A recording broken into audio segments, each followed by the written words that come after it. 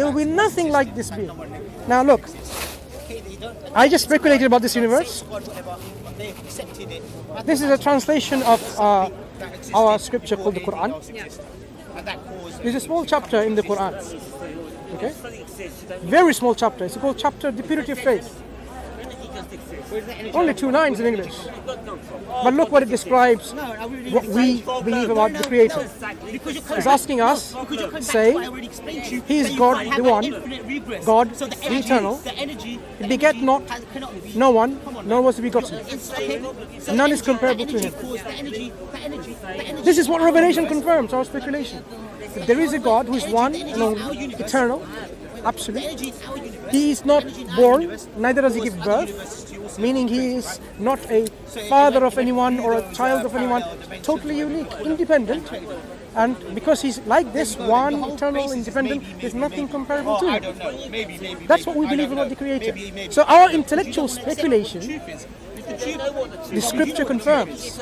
We don't have to rely only on our speculations. So when you examine Islam and the Quran, you will find that your intellect and your rationality, if you use it and you examine the Quran, it will resonate with the Quran. That your heart and your mind will accept it. Yeah, makes sense. It makes sense here. It makes sense here in my heart and in my mind.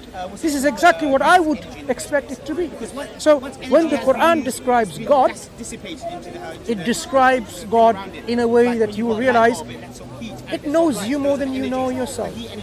I mean, who can know you better than yourself? Your parents knew at one point your behaviors, but your current behavior, your current thinking, no one knows. Unless you tell your best friends, no one will know. But when the Quran describes your inner secrets, inner thoughts, you will suddenly wake up. How is that possible?